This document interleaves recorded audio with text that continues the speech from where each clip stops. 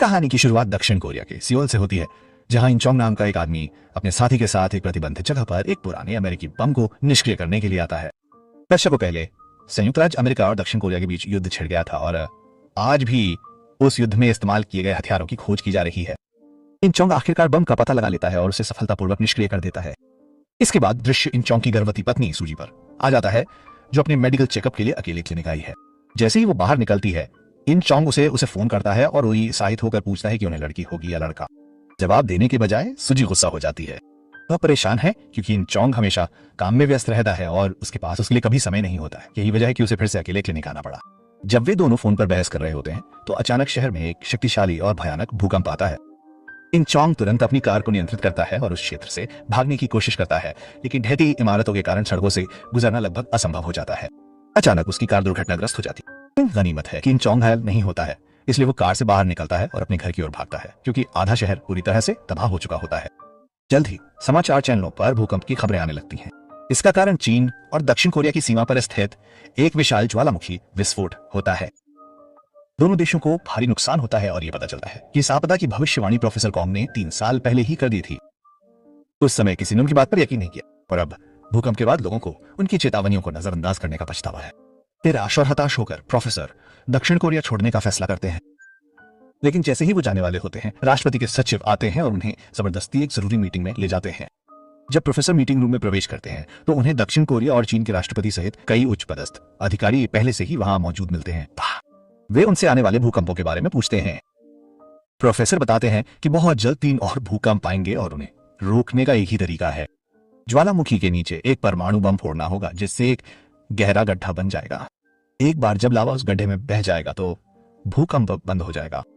समस्या यह है कि न तो चीन और न ही दक्षिण कोरिया के पास परमाणु हथियार हैं। प्रोफेसर तब खुलासा करते हैं कि उत्तर कोरिया में अमेरिकी दूतावास के पास अमेरिकी परमाणु हथियार जमा है।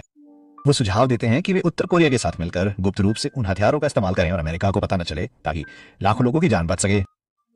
हालांकि दोनों देशों को डर है कि अगर अमेरिका को इस गुप्त मिशन का पता चल गया तो युद्ध छिड़ सकता है। फिर भी कोई अन्य विकल्प नहीं होने पर दक्षिण कोरियाई राष्ट्रपति प्रोफेसर के साथ एक गुप्त मिशन की योजना बनाते हैं और इंचोंग को भी इसका हिस्सा चुना जाता है। जब इंचोंग सूजी को मिशन के बारे में बताता है तो वह बहुत चिंतित और भावुक हो जाती है, क्योंकि उसे पता होता है कि उसकी जान जा सकती है। फिर भी देश की खातिर सूजी उसे जाने की अनुमति देती है और यह पल उन दोनों के लिए बेहद भावनात्मक हो जाता है। अगले दिन मिशन के लिए एक विशेष दल बनाया जाता है और दक्षिण कोरियाई जेल में बंद जून प्योंग नामक कैदी को रिहा करने की योजना बनाई जाती है। वह अकेला है जो जानता है कि अमेरिकी परमाणु हथियार कहां रखे गए हैं। टीम 2 समूहों में बंट जाती है और जून प्योंग को जेल से छुड़ाने निकल पड़ती है और भाग्य से एक टीम का विमान बुरी तरह से दुर्घटनाग्रस्त हो जाता है, जिसमें मिशन कैप्टन और कई सदस्य मारे जाते हैं। इंचान का विमान भी नियंत्रण खोने लगता है, लेकिन समय रहते वह पैराशूट का उपयोग करके अपनी टीम को बाहर निकालने में सफल हो जाता है।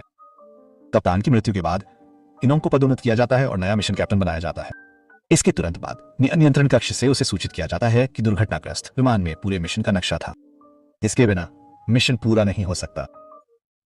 इंचोंग और उसकी टीम तुरंत मलबे पर लौटती है, नक्शा बरामद करती है और फिर जेल की ओर बढ़ती है। जब वे आखिरकार उस इलाके में पहुंचते हैं तो वे यह देखकर चौंक जाते हैं कि जेल के आसपास कोई भी गार्ड तैनात नहीं है। जेल को बिना गार्ड के छोड़ दिया गया था, क्योंकि कुछ समय पहले उस इलाके में एक बड़ा भूकंप आया था। सभी गार्ड अपनी जान बचाने के लिए भाग गए थे। इससे राहत पाकर टीम जल्दी से जेल में प्रवेश करती है और पोंग नामक एक कैदी से मिलती है। पहले तो पोंग को समझ नहीं आता कि वे उसे क्यों छोड़ना चाहते हैं। इंचोंग उसे पूरी स्थिति समझाता है, लेकिन पोंग मदद करने से इनकार कर देता है।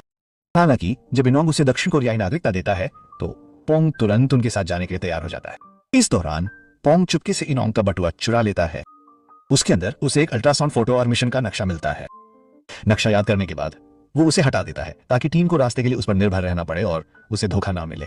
फिर वो इंचोंग को बताता है कि उसने क्या किया है और बटुआ वापस कर देता है। नक्शा गायब होने के बाद टीम के पास पोंग के निर्देशों का पालन करने के अलावा कोई विकल्प नहीं है, क्योंकि अब वो अकेला है जो रास्ता जानता है। हर कोई अनिच्छा से उसकी बात सुनने के लिए तैयार हो जाता है। पोंग अचानक भाग जाता है और सीधे अपने घर जाता है, जहां उसकी पत्नी रहती है।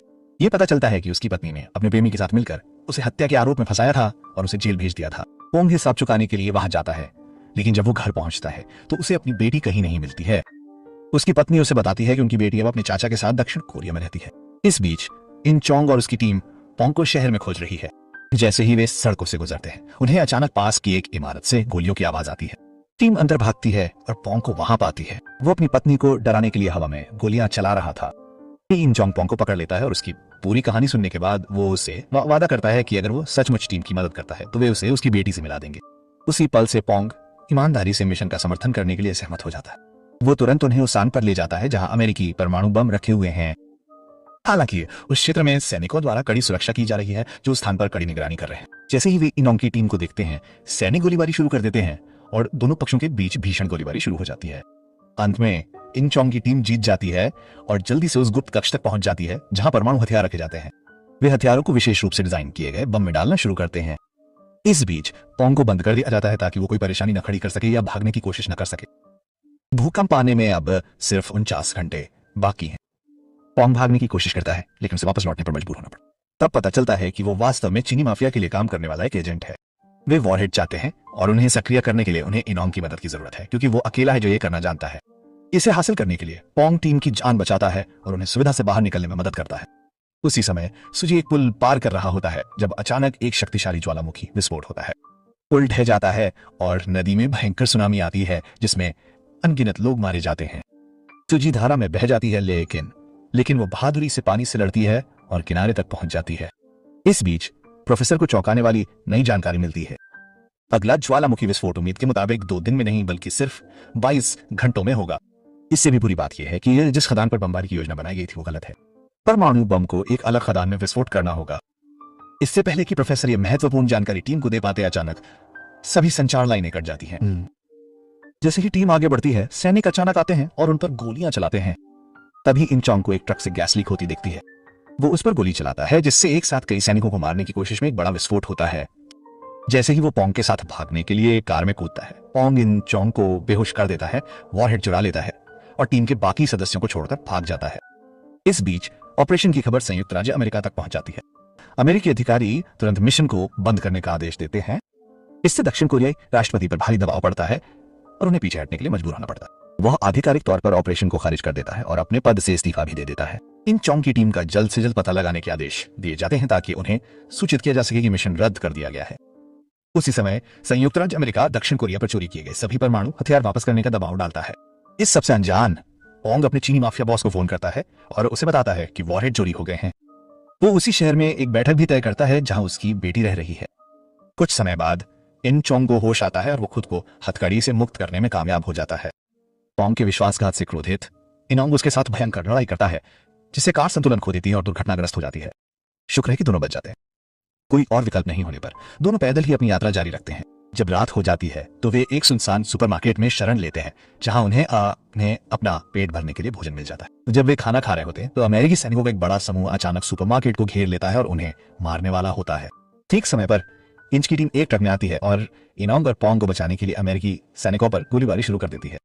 गोलीबारी की अफरा तफरी में इनोंग और पोंग को भागने का एक अच्छा मौका मिलता है और वे सभी एक साथ एक वाहन में भागते हैं और उनका पीछा कर रहे अमेरिकी सैनिकों पर गोलीबारी करते हैं। जैसे ही वो एक पुल के पास पहुंचते हैं, अचानक एक बड़ा ज्वालामुखी फट जाता है। धमाका इतना जोरदार होता है कि पुल ढह जाता है और ऑपरेशन को आधिकारिक तौर पर पूरी तरह से बंद कर दिया जाता है।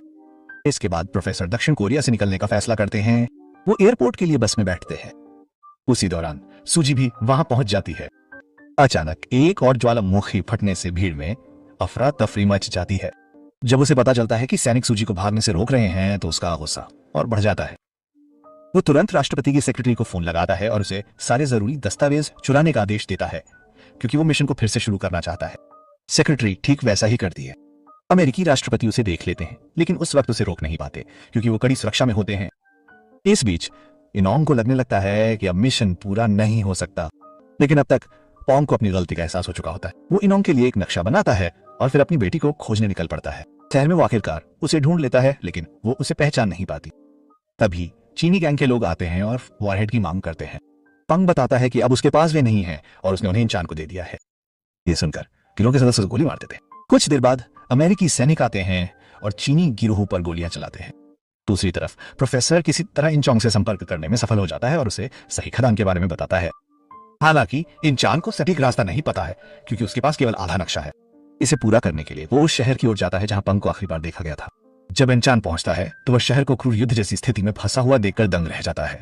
अचानक जमीन फिर से हिलने लगती है और दोनों पक्ष डर के मारे भाग जाते हैं। इंचोंग अपने सभी साथियों को तुरंत खाली करने के लिए कहता है और अकेले खदान की ओर जाने का फैसला करता है। पोंग जो रास्ता जानता है उसके साथ जाने का फैसला करता है। रास्ते में इंच चोंग सुजी को फोन करता है। उसे यकीन नहीं है कि वो बच पाएगा या नहीं। तुरंत जल्द ही दोनों खदान पहुंचते हैं और बम को लिफ्ट की ओर ले जाते हैं, लेकिन जब बिजली चली जाती है तो लिफ्ट काम करना बंद कर देती है। कोई अन्य विकल्प नहीं देखकर इंचोंग बम के साथ अकेले नीचे जाने का फैसला करता है। भले ही वापस आने का कोई रास्ता नहीं था, लेकिन पोंग जो पहले से ही बुरी तरह से घायल था उसकी जगह लेने का फैसला करता है। वो इंच को बताता है कि वह अपनी बेटी के भविष्य के लिए ऐसा कर रहा है और उससे उसका ख्याल रखने के लिए कहता है। इन शब्दों के साथ पोंग नीचे जाता है, बम विस्फोट करता है और अपने जीवन का बलिदान करते हुए मिशन पूरा करता है। इंचोंग सुरक्षित दूरी पर भागने में सफल हो जाता है। भयंकर भूकंप के झटकों के बीच सूजी एक बच्चे को जन्म देती है। अंतिम दृश्य में इंचोंग को उसके परिवार और पोंग की बेटी के साथ दिखाया जाता है और फिल्म एक नए मोड़ पर आती है।